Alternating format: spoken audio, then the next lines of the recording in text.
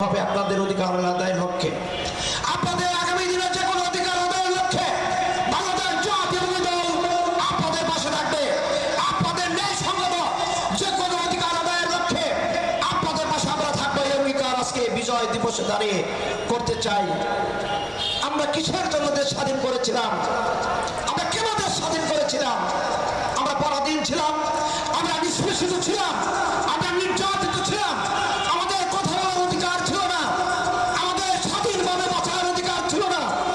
এই দেশে তখন পূর্ব পাকিস্তানে বৈষম্য বিদ্যমান ছিল।